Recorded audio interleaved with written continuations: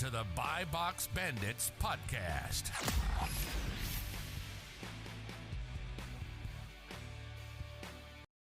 Welcome back to the Buy Box Bandits podcast. We're thankful for our viewers, and we have an awesome episode today. We have Taylor Jones, good friend of all of ours, as well as avid full-time reseller, big traveler, hosting an awesome live event in August in Miami that we all got the chance to go to. And we're excited to dig into his story in just the past 2 years, getting started with Arbitrage and all that, building an audience, and eventually quitting his job not too long after getting started reselling. And we know a lot of our listeners at least have a full-time job. Some of you aspire to quit it, some of you don't, and you just want a side hustle. That's completely fine. We're excited to dig into his story, just talking about the process of finding retail arbitrage, building a great audience about it, and ultimately quitting his job about it. So Taylor, we are excited to have you here. We're glad you took the time to chop it up with us today. And so how you doing today, dude, man? thank you for not letting me bail, Miles.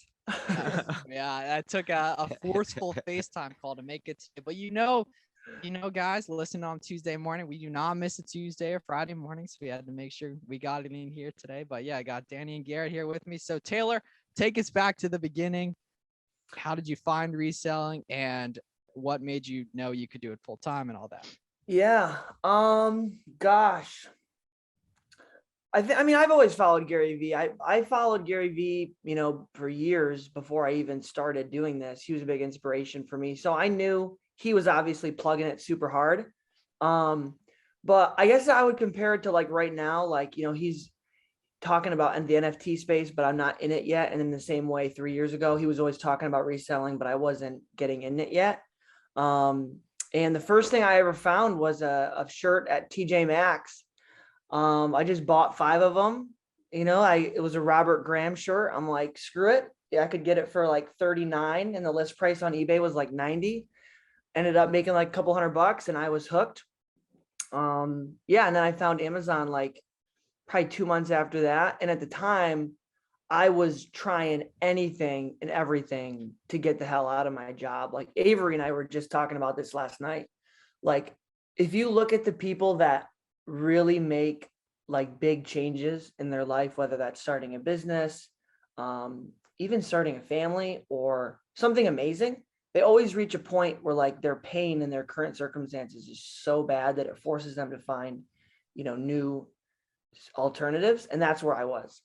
I hated my job. I was like, literally anything is better than this. So I would just kept trying. Xerox, right? Yeah, what were you doing for work? Yeah, you were selling printers, weren't you? Dude, it was terrible. It was absolutely terrible. And you know what I hated about it too is like, I don't know, this is a corporate world. It just felt so fake to me. Like literally everyone would come into the office and just have fake conversations. I'm like, this is disgusting. Like, but yeah, I was selling copiers, and before that I was selling windows. I made a couple grand selling windows, and I sold, that's a couple other things. And so what kind of money were you making in terms of before you left for Amazon? Yeah, I mean, I was making at Xerox, I had like a 50K annual salary, living at home. Like I was making decent money. Yeah. And you're young too. Like you're only 25, right? 25, 26. So this Yeah. was right out of school. That hairline says otherwise. Yo, hold on. Speaking of that, I have my heavenly hair. Wait, This is keratin, amla, and biotin. I've been taking these twice a day, trying to really get it back going. So Dylan, if you're listening to this podcast episode, get on those vitamins, Dylan. I don't know. They're really not working yet. So like maybe check back in 2 weeks. And where's home for you? Home is Rochester, upstate New York. Miami, Okay, Miami cool. now. And Now soon it's Costa Miami. Rica. Right. Well, actually, speaking of that, actually, never mind. I'm not going to say anything yet because nothing's happening yet. Never mind. Forget I said that. All right, so take us through the mindset in terms of the week, 2 weeks before you actually left your job. And just Was it in like general, what were you found that first item, but there's a big difference between finding your first item and quitting your job. Though it was a very short term, but take us through the whole thing. Our viewers want to hear it. Yeah. So it's funny because and Jim Carrey says this, he's like, you can fail at what you don't want. And for my whole life, well, not my whole life, my whole adult life, my family was like, get a safe job in the big company with benefits. Oh yeah. And you'll be safe and happy. And so I'm like, kind of just wiggled my way over there. And then it's not until you get that and you hate it where you're like, what? So that sunk in heavy. So to answer your question though, the mindset in terms of transitioning was, when I found my first item, I felt like a boss. Like I remember when I found, it was actually a set of books. I bought at a real estate seminar. The guy named Stefan Arnio. He made us buy 10 to 20 of his books as like a ways to get in with investors. And he's like, buy 20 of my book, the same book, and mail them to investors. It was a stupid idea. That sounds like a horrible idea. Or at yeah, least it was a horrible idea. Anyways, I was to make him money. Yeah. Yes, he did make money on us. But you know what? Anyways, I saw this stack of books and I kind of like got pissed off. I'm like, I can't believe I actually bought 10 of his books. And I was like, I need to see if I can just flip these. I sent them to Amazon. I made my first shipment and they all sold in a week. And I was like addicted. I remember walking into the gym the next day, like with my shoulders back, like I just made a bunch of money. And like Garrett. Because dude, I mean, I don't know when you guys had that first experience as entrepreneurs, but that's a crazy pivotal moment when you have an experience that validates like I can make money online. Yeah. What's up? And now, not long after that, you started, posting on TikTok and all that, and just building some audience and stuff too. Yeah. And the same thing with that. I mean, I literally just blindly trusted Gary Vee's advice, and I was posting on TikTok for probably 4 or 5 months with nothing, like barely any traction. And when was that? When did you start posting on TikTok? Like what month and year? I'd have to look. I think it was early, like spring of last year. Okay. Like, so maybe April, March. Now, before you got it, Garrett. Before you left your job, did you have your income fully replaced? Was there a number you were striving to replace? Or you just jumped off the cliff? Yeah. Yeah. So Okay. that's a good question. I knew in the back of my head what I did was I'm the type of person that I don't run a budget. Like I can't live my life like that. Like I just kind of like go on feeling. Like if I feel like I'm spending too much, I cut back. And if I'm like, oh, I got money, I'll go spend a little more. But I knew what I was making at Xerox and I roughly knew what my bills were in my head. And I was like, okay, if I'm making whatever $4,000 a month at Xerox, I divided it by 30. And I knew in my head, okay, it was like $150 a day. So I would get done with Xerox and I would go out to Walmart every night. Sometimes I wouldn't find anything for 4 or 5 hours. And I wouldn't, I don't know what you want to call it. My commitment was I was not going to leave the stores until I had $150 profit or they kicked me out. Like, so that was my mission. And I grinded that whole year last year really hard. And then I didn't even have a plan or even a bunch of savings. Literally all of my cash, I maybe had $1,000. I put it all into inventory. I had $5,000 in credit lines. I maxed out all of my credit lines and I said, I'm going all in on this. And that was February of last year. And then I showed up late, like the first day of March to work. And my boss knew I was reselling because I was talking about it in the office. And he's like, bro, either you show up on time or you put the reselling thing down or you have to pick. And I'm like, okay, I need to put my time here. And I quit. I put my 2 weeks in. And I said, screw it. But I literally went all in. And I think that's what a lot of people are afraid to do. And if you have a family and kids, it's a lot harder, obviously. But I literally put all my chips in. Like I remember telling my dad one night, like, this is either going to work amazing or I am going completely under. I think a lot of us had similar experiences. I know I kind of did with college. I was like, this isn't for me. I got to go all in on reselling. Because you can't like half. I mean, I guess you could do reselling part-time, but for me, that wasn't going to work. So I hashtag college dropout. And you have to consider your aspirations, right? If you're someone who, like Justin, for example, episode like 8 or something like that, go listen if you haven't, the flipping count. But like he enjoys what he does during the day, and it's awesome that he also enjoys the reselling on the side. But for a lot of you who maybe you don't enjoy, not saying that's everyone, but you don't enjoy what you do in the day, like it's cool to hear Taylor, who actually went through that process and did that one life that like Danny and I we never actually made it to corporate. We guess like kind of figured it out earlier, but cool to hear your insights of someone who actually. Yeah, you guys were younger. You were lucky, I feel like so many young people now, and I'm considering myself young too, but nowadays like have exposure to social media. So you guys I feel like you guys caught the wave a little bit earlier, What was the response? I think you may have talked about it, but what was the response from your family and like your friends when you said you quit Xerox and you were going to go flip My, stuff my online. dad not begged me, but we had a 3-hour conversation one night. I'm trying to like not convince him, but explain to him like this is a good opportunity, and it just didn't make sense. He's like, look, like I support you, but I don't think you should quit. Blah blah blah. I was already like mocked, like whenever we had family gatherings, like the whole family, like my grandma, my dad and mom's side, or whatever, like extended family, like I was the running joke because I couldn't hold a job down. So like everyone would laugh at me and shit. And they continue. They were like, "Oh, this Taylor, here we go again." Like, That's fun. but And it's crazy because you were so young. Like, you know what I mean? And like, let's say reselling didn't work out. You would have been in the exact same spot you were prior had you not tried. I mean, And yeah, it's you good could that have you always tried. gotten another Xerox job. There's exactly. Hopefully it wasn't with Xerox, but yeah. And I think that's a great. I think that's a good thing to say to anybody. Like literally, you can always get another job. Yeah, true. especially right now, jobs will be there. Yeah, no one wants to work now. Yeah, So fast forward to nowadays, in terms of your family, has their tone switched? Do they watch your content? Obviously, we all know you post on TikTok, Instagram, etc. Do they follow your content? Do they watch your content? What is Yeah. has their mindset Are they shifted? hitting you up for tips on how to get started? That's a good question, Danny. You know what? I thought they would be by this point, but they're not. Oh, really? No one in my family wants. I try to like get them like, guys, set up an Amazon account. I'll help you out. They're not interested at all, but they're definitely more supportive now. And I think too, like they're happy to see that I'm happy. So at the end of the day, that's all I think our family members really want for us. It just comes out in weird. well, and they want what's best for you. You know what I mean? And what they think is best for you might not always be what you think, Exactly. at least right now, is best for yourself. You know what I mean? Yeah. And so you really got started with retail arbitrage. We haven't really, besides Justin and Cody, had many retail arbitrage sellers on it. So do you want to kind of walk our viewers through who might not be super familiar with the term, what exactly retail arbitrage is and how you've used it to, do what you do now full time? Yeah. Retail your audience know. arbitrage. What's that, Garrett? No, go ahead. Okay.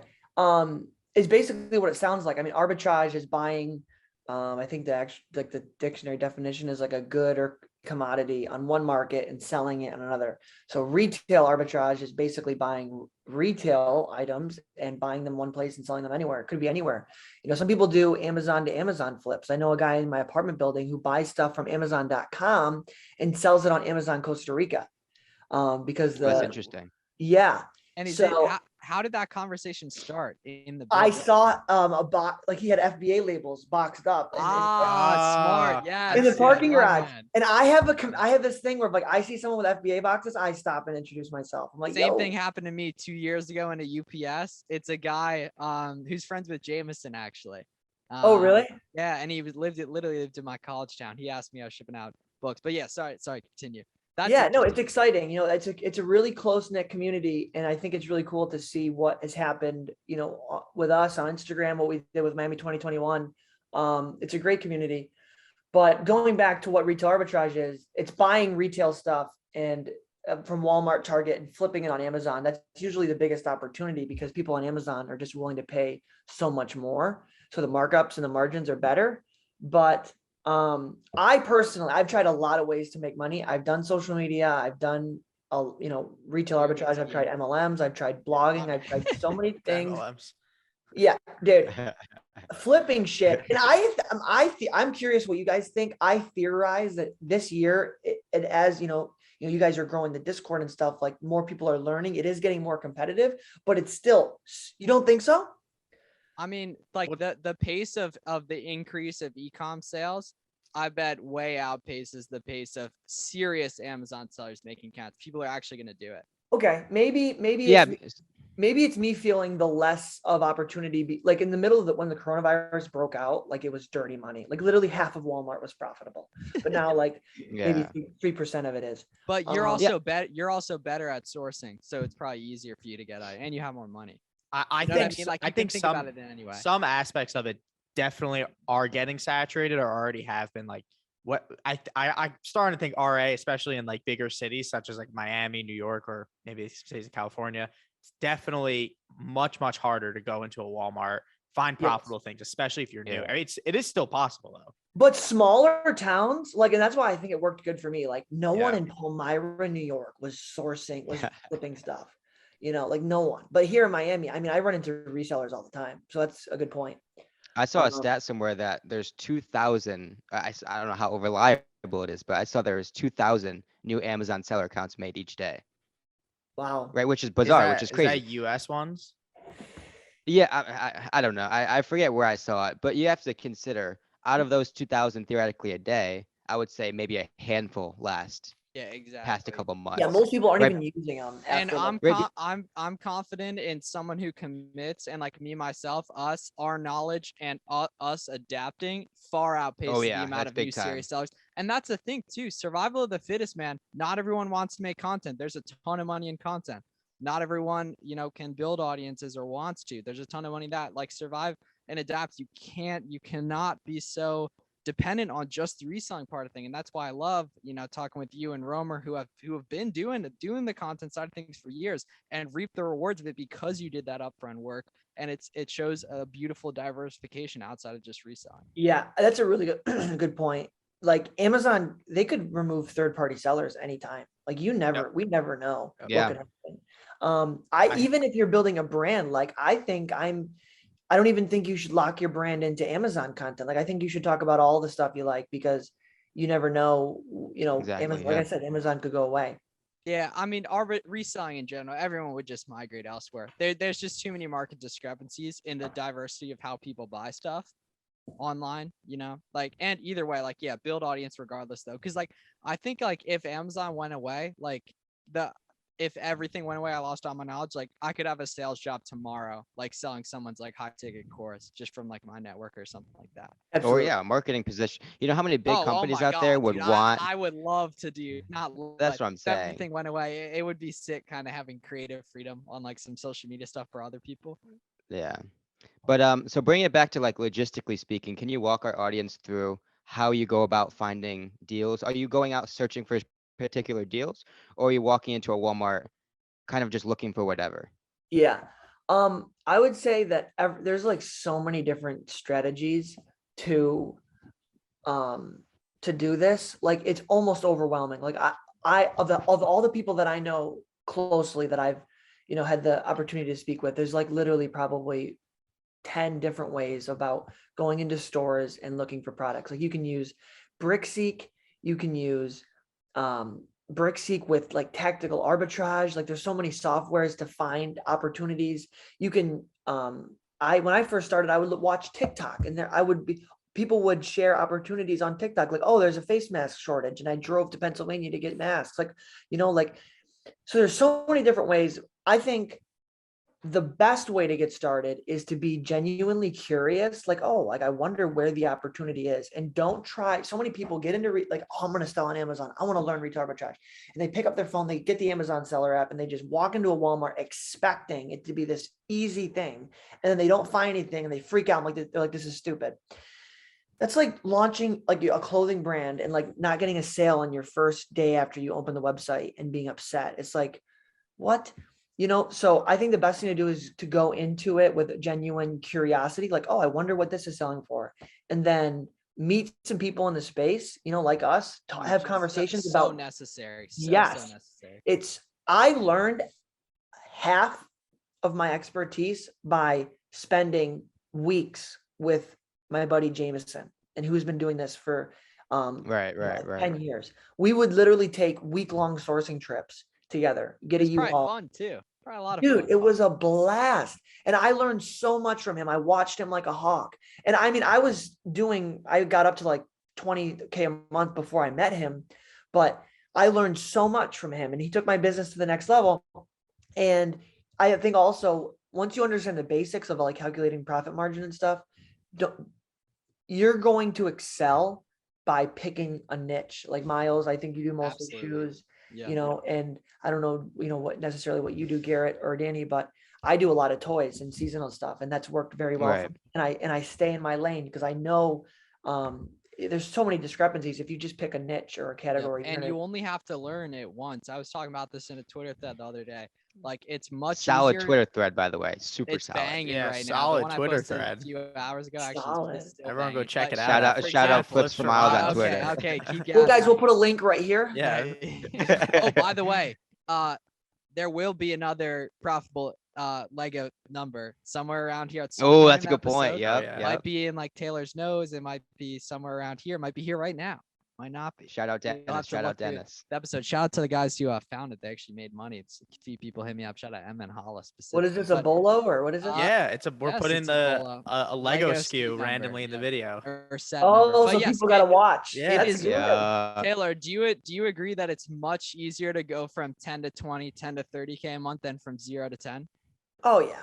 Exactly, because there's way less competition doing there because so few people get there in the first place, and you only have to learn once, right? Listing on Inventory Lab is brand new the first time you do it. You know, dealing with Yeah. cash flow and everything, sourcing products is brand new. But once you hit that mark and you understand sending stuff in, you understand listing, you understand repricing, you only have to learn that once, and then it's just getting money and getting products. And if you have the combination, literally posted this on Instagram. Yeah. today. See, I If would you say have the like combination of products to buy and money to buy it with, it's gonna grow. You're gonna make Ex- That is 100%. just pouring gas on the fire. You know, pouring gas on what works and scaling that, doubling down.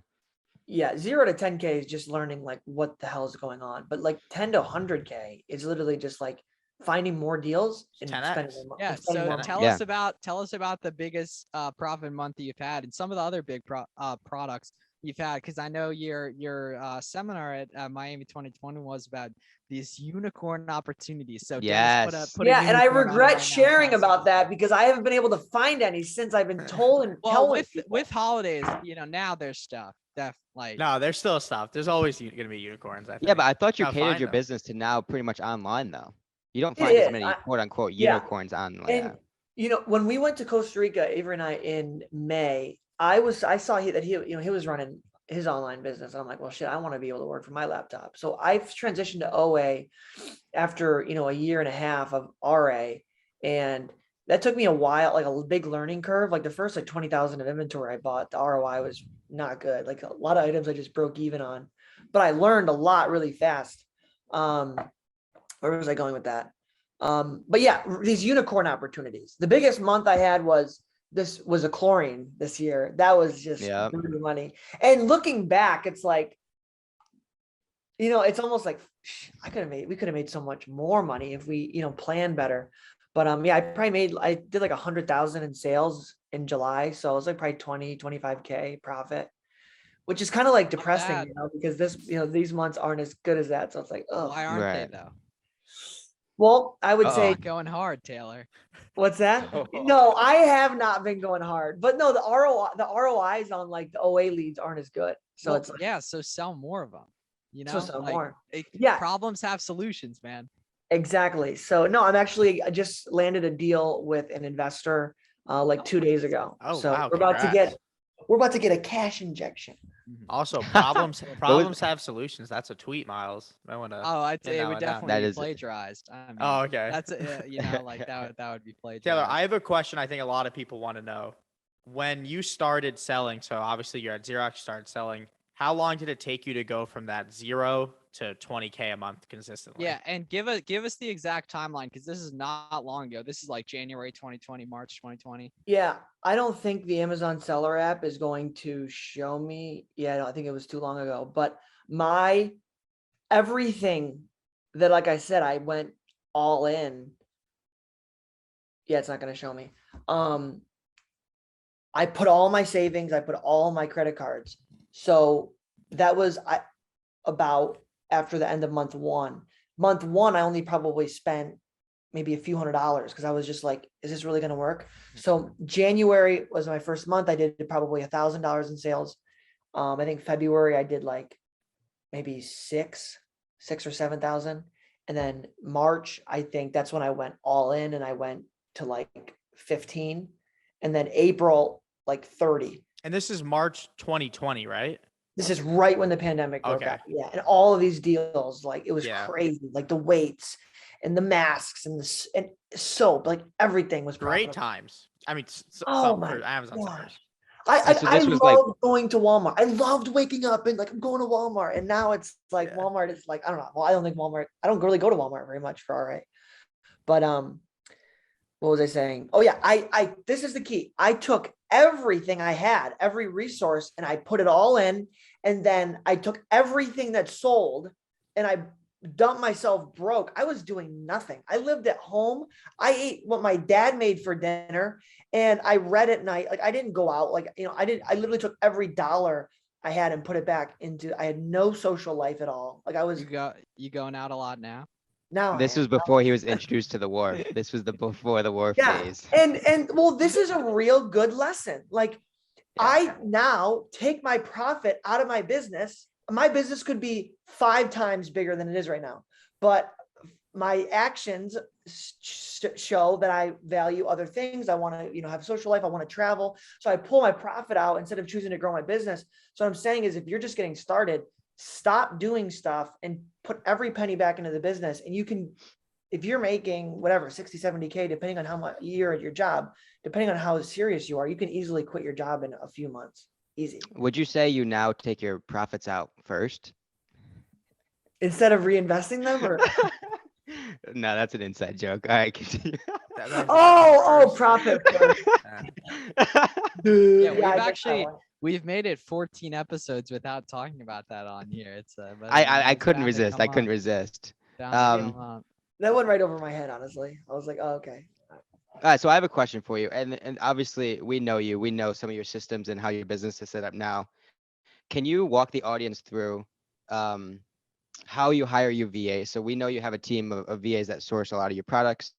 Can you walk the audience through that application process? Because I think it's super interesting. This is a really good clip. Talk about like how you ask them to do specific things. This Yeah. is a Right. really So good clip. I've plagiarized this from you many times. Oh, I right? have But too. I've Yeah, Thank you. Yeah, I listen feel up. so Listen special up. This is a really good. If you guys want to hire a VA to source OA for you, this is a really good clip. so Taylor's start really off by giving the blowdown of like how your business is set up, and then get into The it. blowdown. Yeah, that Yeah. was interesting. No, I thought it was great.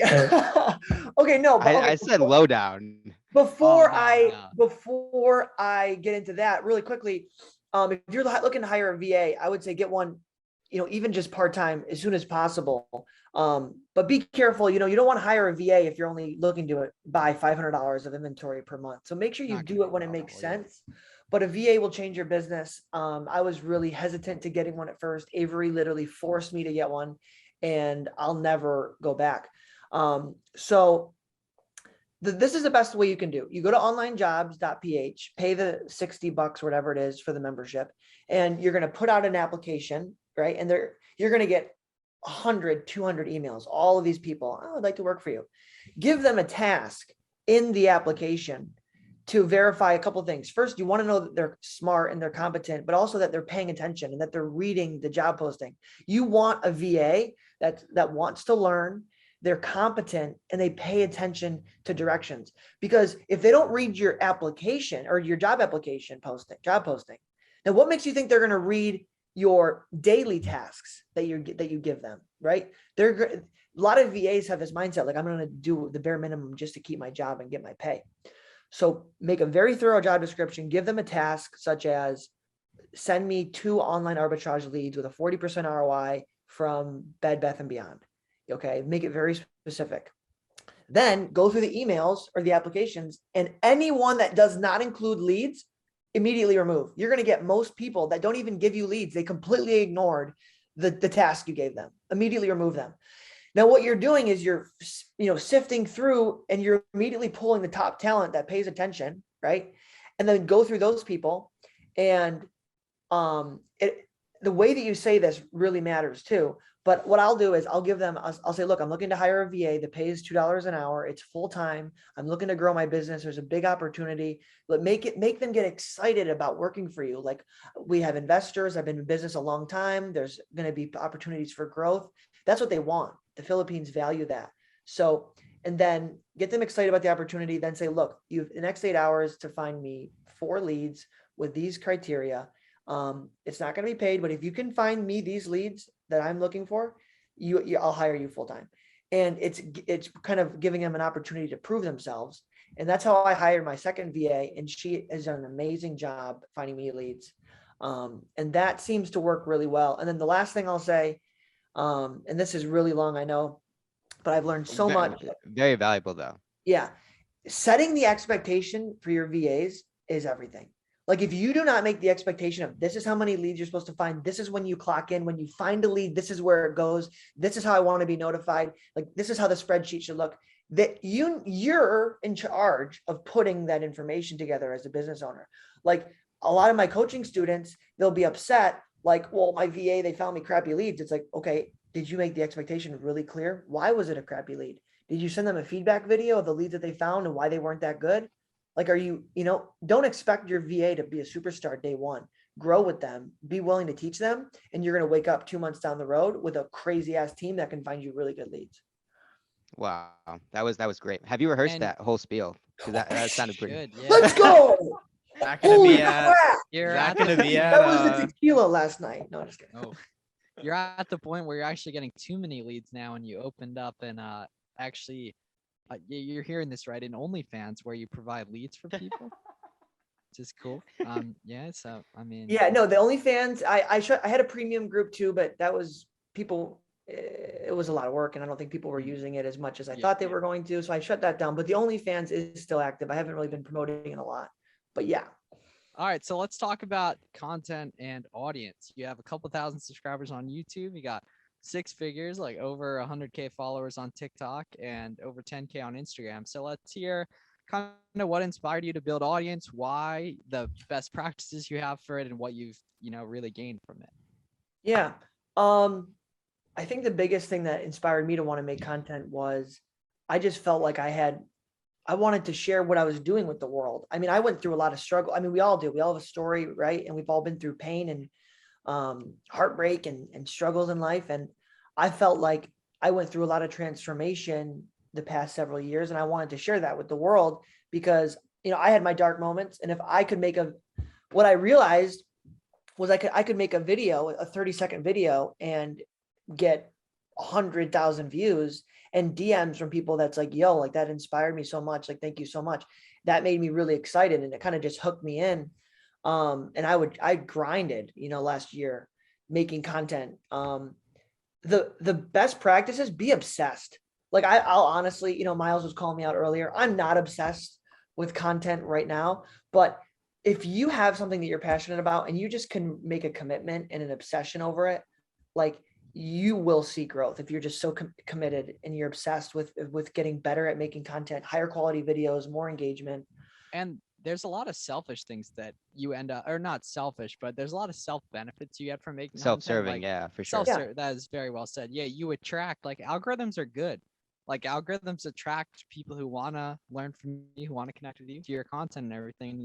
We wouldn't be here without socials. We wouldn't have the, the group chat. We wouldn't have the live event you threw and all that. Oh, what group chat? Without, well, true, yeah, activity. Well, I think, well, we'll see. Unfortunately, Instagram only allows 32 people in the chat. That's funny. That's really funny. But yeah, No. I mean, You kicked Taylor from the group chat?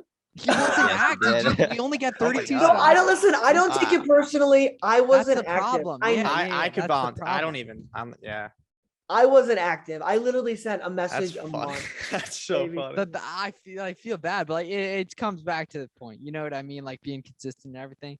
But Miles yes, is evil. you've gotten a lot of benefits being able to meet other sellers. And I'm sure that's leveled up your business. It's definitely leveled up mine, meeting these guys Mhm. and all that. So you want to talk about like some of the benefits you've gained, like just the self-serving benefits from posting content? Gosh. I mean, friends, my roommate, Yeah. Yep. girls, investors. Yep. I mean, the list goes on. Like, I mean, this isn't the first time you've gotten an investment from social media, is it? I think no, you've gotten one before. I've worked with a friend from college, 2 people from Instagram, a guy that runs a wholesale business that just got liquid cash. Like he's probably got like 200-300K, just like, it could, he sent me, I think we did a 20K deal. That these people now that I'm working with, I met through Avery. They sold a couple private label brands and we're going to be doing a 50K deal. All through social media, all through trust and transparency, because like I share everything on here. Like when I screw up, when I win, like everything. Yep. So people know me and they don't even know me in person. So an unbelievable amount. Like, and I think the biggest thing too is a lot of people don't share. Like, oh, I have nothing, worthy of sharing. Like, yeah, you do. Like, Yeah, absolutely you do. Yeah. everyone's And, got like you something. have interest in, obviously you can think like if you're, just want to help people and stuff, but it also like helps you a ton. And people just don't want to do the upfront work and post and tweet into the void, post YouTube videos into the void. Like good things take time. Yeah, And and pick a like, platform. I you think gotta that's get a good after thing it. too. You gotta You don't get need to be an expert on everything. Just get really good at one. What was your first platform you posted on? I mean, I was on Instagram, But for like business. yeah, TikTok. It was the TikTok. first thing I was like, okay, we're gonna make serious content. And did you And see you've the been- growth like immediately from that? Because I know No. okay, you didn't. Yeah, it was like I said earlier. I think it was probably 3 or 4 months of posting consistently before I had my first video get 80,000 views, and I was like, oh my god, I'm famous. and What you've is been what's the making, like, biggest you have some YouTube videos from like 3 years ago of you in like South America and stuff, which are dope actually. I'd highly recommend it. Like check those out. They're cool, travel videos. You haven't Yeah, posted and like in that a was while. me lost. Like I had no idea. At 23, I had no idea what the hell I was doing in my life. Like just raw. Beautiful. I honestly like I envy your free spirit sometimes, to be honest. Like got a lot of good stuff going for you. just being able to send it to Costa Rica randomly for however long you were there? That's pretty cool. Yeah, dude. Well, my motto is this: like, I love Miami, but sometimes when I stay in the same place too long and I'm doing the same thing every day, I'm sure you Hey, guys. it gets boring. Yeah, it can be depressing. Like, Yeah. is this my life? And not to say that I hate my life. I mean, I enjoy going to the store, making content, to do what I do on a daily basis. But I just, I feel like life is short. Like you do the shit you love, So you talked about obsessions and how it's good to have like some obsessions, which I agree. What are some of what's your biggest obsession right now in your life, would you say? Well, Danny, with the questions, yo. That's a good question. Yeah, I would say last year it was just all about my business. Like I was obsessed with making money on Amazon, becoming the best entrepreneur that I could possibly be, growing an audience like 24 hours a day. I was not talking to any girls. I had really no social life. I wasn't traveling. And if I was traveling, it was to a seminar. That was 2020. And then I think this year, and kind of unexpectedly too, like life just sort of shifts and what you want changes. And I think I learned, like moving to Miami and living with Avery, I've learned so much as a person outside of just business. I think my biggest obsession right now is probably not maybe one thing. I think when I moved to Miami, it was like I wanted to get confident with girls. Like that was my obsession for probably like 6 months. Have I you think succeeded in that? I think I've gained a lot of confidence. Yeah. They're called quote unquote shorties, by the way. Shorties. We got some shorties out here. The brickle. No, but that was my obsession. And I've learned a lot and a lot about myself. But I think right now, like I really want to spend more time traveling. And I'm obsessed right now with just living, having cool experience, meeting new people. And with traveling, and getting to know, what I'm passionate about and how I can incorporate that with business. I think I'm thinking about that a lot right now. Like, I don't want to be the reselling guy the rest of my life per se. Right. So I'm, taking time to reflect like, okay, where do I want to shift, my audience, my content, That's awesome. I saw a couple lifting posts the other day, past couple yeah. weeks. Stay healthy. Yeah, man. Health is important. Yeah, You for guys sure. are all pretty healthy, but yeah, that's important shit. Try. What's the day-to-day like? You wake up, what time? What are you doing? How many hours a day are you think you're working, or like concentrated work? Yeah, it depends. I mean, like when I get this investment deal, like when I get that money, I'll be hustling. Like I'll probably get a U-Haul and just crank. So it really depends on like kind of how much money I have ready to put into inventory. I mean, right now, well, with the VAs, like they find the leads. I'll sit down for a few hours at the end of the day, look at the numbers of the business, buy the leads, buy all the inventory. If I'm out shooting content, maybe for a couple hours.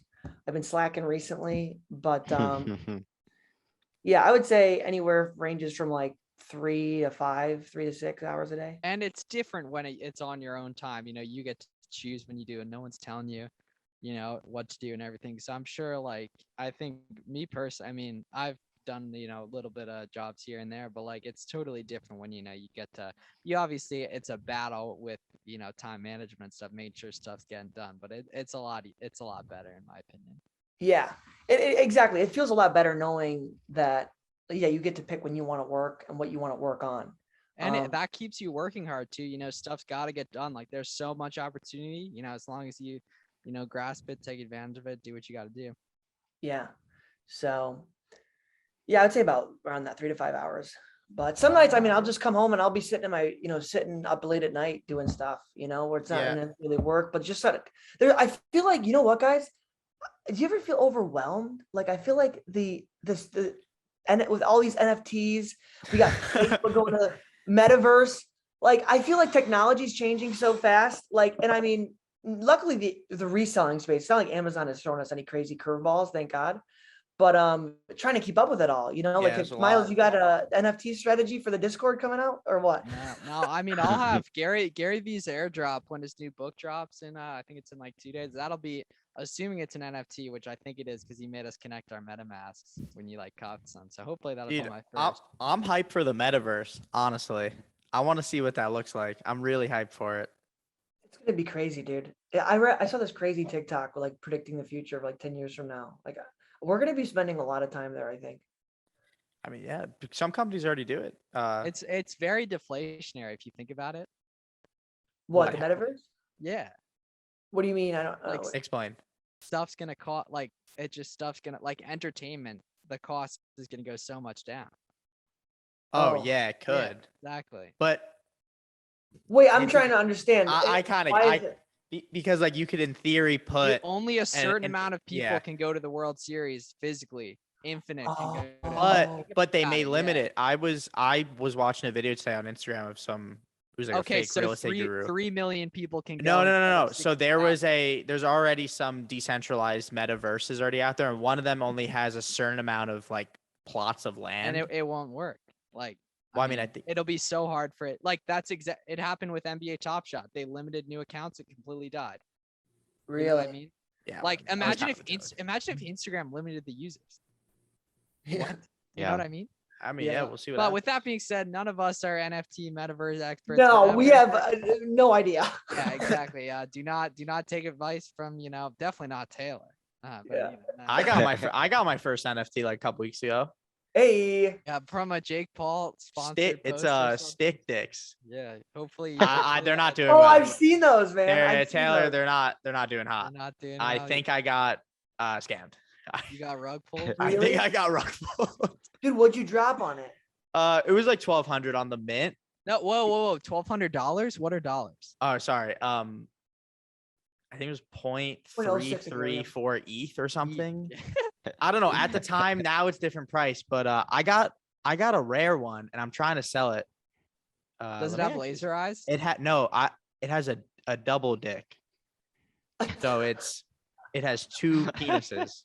So you mean it's a more fifth valuable. leg, a third leg? Yeah, they're pretty funny, honestly. Yeah, you know, I think a lot of the things, I think it's going to be similar to crypto. A lot of these small projects and small NFTs, I think, are going to be worth nothing a long time from now. But I think it's really cool. Like, I was thinking about, what if we did like to Miami 2022? What if we did? So there's 400 tickets and 50 of them are NFTs. And if you get in on the NFT, it's an annual pass. So that's There's only what Gary's doing. Ooh, I like that. That's and then that's good. That's interesting. So think about this. We make a Discord, we get everyone in there like, okay, this is the way we're going to communicate about upcoming events and stuff for Miami 2022. And now these 50 people, maybe they paid $1,000 for the NFT, but we have a kick-ass Miami 2022. Everyone's talking about it. Wow, I can't wait for 2023. And then the NFT value goes up, and now everyone's reselling their ticket. That's very smart. Wait, so I'll have to stop you there. You can't use Miami 2022 until you buy it off me. So there's unless you also wait for the once you fork up that 750, then you can start using the name. For the people that don't know that are watching this, what was Miami 2021? Yeah, Miami 2021 was basically Avery, my roommate Romer the Roamer, and I. If you guys don't know, like basically is founder of Restricted Inventory. He's started out selling books, and we co-hosted an event in Miami. 70, I think we had about 70 people there, just Amazon sellers looking to scale their businesses. A lot of new sellers to just share the opportunity that we're talking about here today.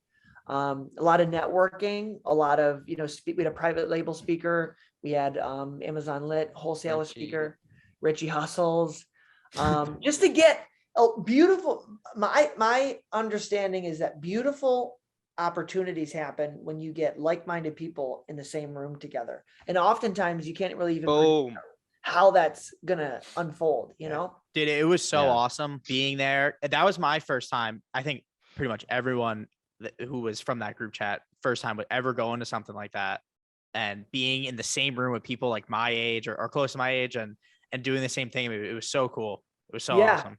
Yeah, it was. Yeah, And it was a good it time. kind of, I felt major imposter syndrome too. Cause like I'm up there, like there's a speaker and I'm like, these younger kids in the audience and these speakers up here are doing more than me. Like I feel like a loser, but no, it was a great event. It was cool to get everyone together. I'm curious, what was your guys' feedback? Like, what do you think we could do better for next year?